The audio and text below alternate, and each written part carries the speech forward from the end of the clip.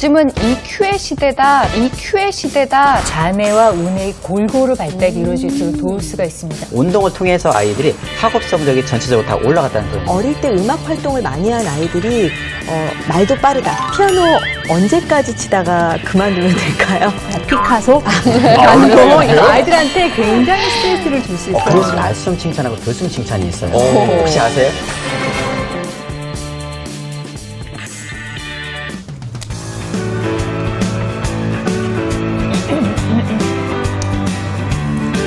안녕하세요. 엄마들이 꼭 알아야 하는 세상의 핫 이슈를 콕 집어서 알려드리는 시간 EBS 부모 이슈앤맘 이지혜입니다. 자, 오늘도요 유쾌한 두 분과 함께합니다. 조선미 교수님, 최재원 씨 나오셨습니다. 안녕하십니까. 어서 오세요. 네.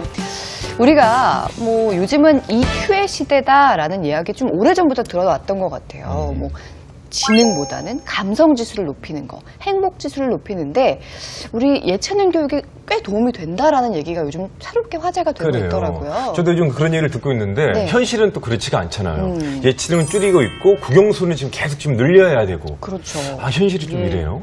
그런데 이 예체능 교육이 사실은 아이들의 어떤 행복 지수와 함께 공부도 더 잘할 수 있는 데 도움이 된다고 하거든요. 그래서 이 예체능 교육의 장점은 뭔지, 언제 시작하면 좋을지, 또 아이들을 부모님이 어떻게 도우면 좋을지 초등학교, 아동기 때부터의 예체능 교육에 대해서 오늘 자세하게 이야기를 나눠보도록 하겠습니다. 자, 전문가분들 나오셨습니다. 감성교육은 우리에게 맡겨라. 이슈앤맘을 찾아온 예체능 교육 전문가 4인방을 소개합니다. 음악으로 오감을 자극하라. 음악교육 전문가 남승현. 체육을 배우는 과정 자체가 결과다. 유아체육 전문가 홍창준. 미술은 가장 자유로운 과목이다. 미술교육 전문가 한잼마. 예체능 교육, 내 아이의 눈동자를 주목하라. 아동발달 전문가 이영애. 앞서서 저희가 예체능을 통해서 아이의 감성지수와 행복지수를 높일 수 있다. 창조적인 리더로 자라게 할 수 있다라는 말씀을 드렸는데요. 어떻게 하면 좋을지 우리 소장님께 이야기를 들어볼까요? 네, 우리가 이제 예체능 교육이 중요하다는 얘기 지금 저희가 참 많이들 하고 있는데요. 근데 이제 우리가 그걸 크게 한 4가지 정도로 한번 생각을 좀 해볼 수 있을 것 같아요. 첫 번째로는 저는 이제 아동의 심리나 발달을 다룬 사람의 입장으로서 첫 번째는 아이들에게 좀 다른 목소리를 하나 만들어주는 것이다. 이렇게 이야기하고 싶습니다. 다른 목소리요? 네네. 그러니까 우리가 아이들이 자기 감정도 잘 인식이 안 되고 사실 그거를 말로 표현한다는 건 좀 어렵습니다. 그럼 성인도 마찬가지거든요. 그래서 이제 그런 게 감정이 소화가 안 되니까 그게 스트레스라든지 자기 감정 표현도 안 되고 하게 되는데 이 예체능이라고 하는 것은 이런 자기도 모르는 자신의 감정 이런 것들을 또 다른 목소리로 표현할 수 있는 매개체, 통로가 된다. 이렇게 생각합니다. 그래서 굉장히 아이들의 감성이나 이런 거에 도움이 되겠죠. 분출구 같은 거. 그럼요. 근데 그것만 도움이 되느냐? 그렇지 않죠. 두 번째로는 아이들에게 여기 뇌 발달에 좌뇌와 우뇌의 골고루 발달이 이루어질 수 있도록 도울 수가 있습니다. 사실 임상에서 아이들이 지금 만나게 될 때요, 이 좌우뇌의 발달의 균형이 불균형이 돼서 아이들이 굉장히 위축이 되거나 심리에 스트레스가 있는 아이들이 상당히 많은데요. 음악이나 미술이나 체육이나 이런 것들이 이 좌뇌, 우뇌, 즉 감성, 이성 이런 것들을 잘 조화될 수 있도록 도와줄 수 있는 장점이 있죠. 세 번째로는 아이들마다 각 그 발달 연령마다 아이들이 반드시 성취해야 되는 발달 욕구들이 있습니다. 영아기 때는 안정감, 그다음 유아기 때는 자율성, 주도성, 학년기는 근면성, 청소년기 가면 자아정체감 이런 것들이 있는데요. 이런 발달들을 아주 자연스러운 매체를 통해서 이런 발달들이 잘 촉진될 수 있도록 이제 돕는 그런 기능이 있겠습니다. 그러면 결론으로 네 번째를 살펴보면 그러니까 이 예체능 교육이라는 것이 인지, 신체, 정서 이런 것들에 대한 전인적인 발달을 도울 수 있는 어떤 통로가 된다. 물론 예체능만 한다고 해서 이게 다 발달되는 건 아니지만 이것이 잘 가동될 수 있는 윤활유의 역할을 한다. 이렇게 볼 수 있겠습니다. 음식으로 치면 골고루 섭취하라는 그런 거군요. 편식하지 않고. 근데 보통 어머니들이 이제 예체능을 하면 학습하고 별로 상관이 없는 거에 아이가 신경을 쓴다라고 생각할 수 있는데 그 독일학자 중에 하이네라는 분의 그 연구를 보면 지적 발달도 촉진한다.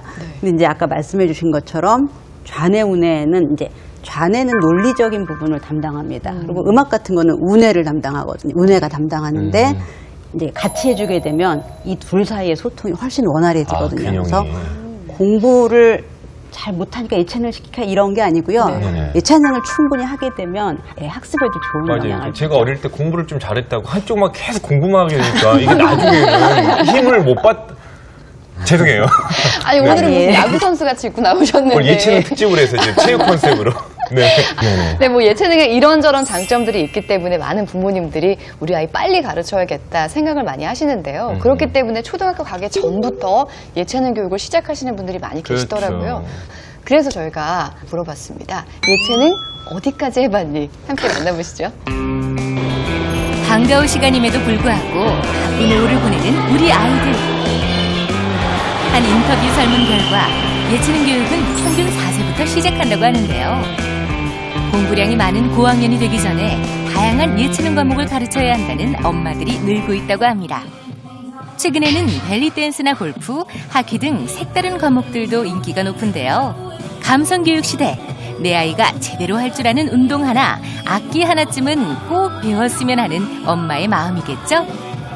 너무 활발해졌고요. 이런 거를 예체능을 너무너무 좋아해요. 우리 딸내미는. 저희 애가 좀 약간 통통해서 활동적인 거라 해주고 싶어서 그러니까 발레 했다가 발레는 안 맞고 그래서 이제 벨리를 했는데 너무 좋아해서 좀 활동적인 애라 벨리를 하게 된 거예요. 저희 딸은 두 가지요. 뭐뭐 배우세요? 태권도랑 지금 이거 하고 있어요. 아, 예체능을 좀 가르치시는 이유가 있다는 거죠? 아무래도 공부보다는 몸으로 뛰어노는 게 재밌는 것 같아서 아무래도 그쪽으로 더 활성화시키려고 감성적으로 활성화시키기 위해서 가르치고 있어요. 우리 아이 감성 키우는 예체능 교육법. 이슈앤맘에서 지금 공개합니다. 21세기에 꼭 필요한 어떤 리더를 키우는 감수성을 기르는 예체능 교육에 대한 이야기 우리 함께 하고 있는데요. 그래서 효과적인 예체능 교육 방법에 대해서 오늘 이야기를 좀 나눠보도록 하겠습니다. 각 예체능마다 좀 시작하기 좋은 황금기 뭐 이런 게 있을 것 같은데요. 뭐 어떤 게 있을까요? 체육의 경우에는 언제가 적깁니까? 언제 뭘 해야 됩니까? 했을 때 실제 우리 한 10개월 정도 되면 아이가 일어서잖아요. 네. 그래서 10개월 때부터 이제 걷기 시작하고 좀 이제 뛰고 이제 그런 활동을 하는데 문화센터 같은 데를 가게 되면 0세부터 하는 수업이 또 있어요. 오, 어떻게 하죠? 0세부터 수업이 있어요. 애들한테 기는 걸 가르치나요? 제가 실제 현장에서 7개월 아이들을 가르쳐 봤거든요. 말귀 못 알아듣고 서질 못하고 하니까 그날 수업이 1시간이었는데 아주 힘들었어요. 네. 나중에는 보니까 이제 엄마가 같이 하는 수업이 됐었는데 네. 한 10개월 정도 이제 전후로 해서 이제 체육을 시작을 하는 게 좋고요. 초보적인 단계라고 하더라도 예를 들어 가지고 아이들이 줄넘기를 할 때에도 줄넘기를 뛰어봐 했을 때 4세, 5세가 어떻게 줄넘기를 하겠어요. 그렇죠. 하지만 초보 단계가 있어요. 기초 단계.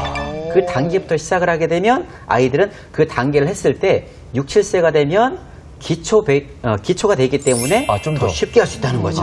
예. 그래서 좀 더 구체적으로 말씀드리면 이제 우리 태권도 같은 경우에 네. 양손 양발을 쓰기 때문에 너무 좋습니다. 그래서 6, 7세가 딱 좋아요. 7세. 실제 5세는 태권도 그 사범이나 관장님들이 아이들 다루는 스킬이 조금 부족하세요. 맞아요. 네. 예. 그래서 6세, 7세가 좀 나으실 것 같고요. 수영은 한 6세 정도. 예. 그다음에 한쪽 근육만 쓰는 그런 이제 뭐 여러 가지 운동들이 있잖아요. 네. 테니스라던가. 예, 검도라든가, 네. 예, 보법이 발이 한쪽으로 나온다든가 한쪽으로 쓰는 것들은 가능하면 좀 자제하시는 게 좋지 않을까라고 생각합니다. 발레 같은 경우나 요가 같은 경우에도 한 6세, 뭐 5, 6세 그 내에도 괜찮을 것 같아요. 네네. 그렇군요. 음악 같은 경우에는 시기의 영향을 더 받지 않을까 싶기도 해요. 왜냐면 어려운데. 저는 바이올린을 어렸을 때 너무 배우고 싶었는데 그걸 못 배운 한이 있어서 다 자라서 배웠거든요. 근데 이게 아무래도 안 늘더라고요. 근데 어린 친구들 보면 금방금방 따라하는 거 보니까 시기가 중요할 것 같은데요. 보통 음악이라고 하면 다들 어떤 교육 먼저 생각하세요? 음악이요? 피아노. 그쵸? 피아노, 바이올린. 대표적인. 네. 그렇죠. 대표적으로 우리 아이에게 음악을 가르친다 하면 뭔가 피아노를 맞아요. 가르쳐야 피리를 된다라고 맨 배우러 가지 처음에 않아요. 생각하시잖아요. 그런데 사실 음악은 피아노나 바이올린 같은 전문 악기 교육부터 음악이 아니라 음감이나 리듬감을 키우는 거기서부터 음악이라고 생각을 하셔야 돼요. 그런데 우리가 이미 태어날 때 이미 엄마 뱃속에서 청각이 가장 먼저 발달이 되어서 아이가 이제 자라고 있거든요. 태교 같은 것도 그런 네, 효과를 태교부터 하는 거잖아요. 사실은 음악 교육이 시작이 시작된 거네요. 된다라고 보면 되고 또 그 유아기에는 특히나 청각적인 자극이 뇌 시냅스의 활성화를 가장 돕는 그런 시기이기 때문에 꼭 얘를 뭐 음악가를 키우겠다 이런 게 아니라 자연스러운 뇌 발달을 위해서도 청각적인 자극이 굉장히 도움이 되는 분야예요. 그래서 음악이 청각적인 자극을 줄 수 있는 가장 핵심의 분야이기 때문에 음악을 이용해서 우리가 아이들에게 다양한 자극을 시켜줄 수가 있는데 그렇기 때문에 음악 교육은 빠르면 빠를수록 사실 좋아요. 근데 어른이 생각할 때 교육이라고 하는 게 뭔가를 얘한테 가르쳐야 된다라고 생각하기 때문에 저 어린아이에게 뭘 가르쳐 이렇게 생각하지만 사실은 우리가 그 타고난 일단 리듬감이 있어요.